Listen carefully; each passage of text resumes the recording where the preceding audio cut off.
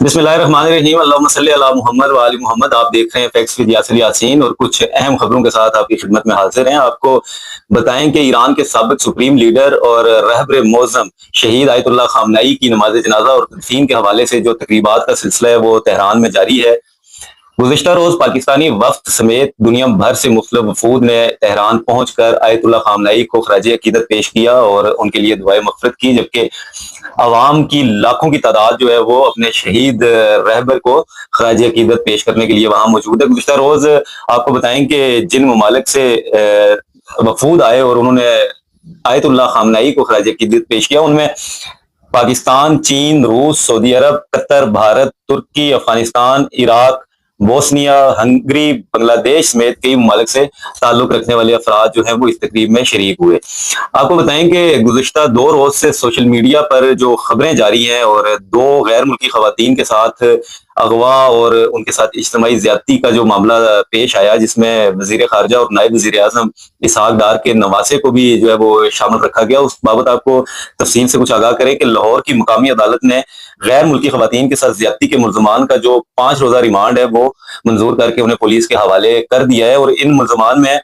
रजा डार, हसन रजा, सिकंदर खान और साजिद अली शामिल हैं। जबकि इस बाबत जो DIG ऑपरेशन लाहौर है उनका ये कहना है कि मुतासरा खवातीन का मेडिकल करवाया गया है और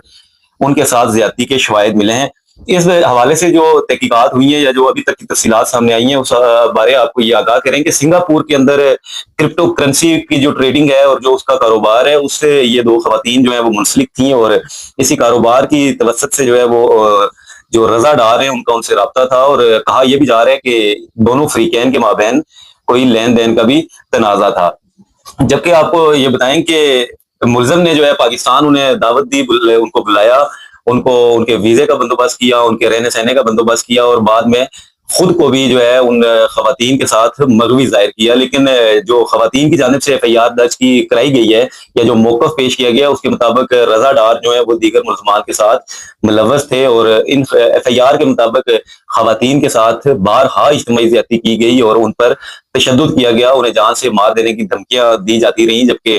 $15 लाख के तावान की जो तलब किया गया उसकी भी रिपोर्ट इस FIR में मौजूद है। इसी केस के हवाले से एक FIR जो है वो और दर्ज हुई है जिसके मुताबिक जुडिशल मजिस्ट्रेट के घर जो है वो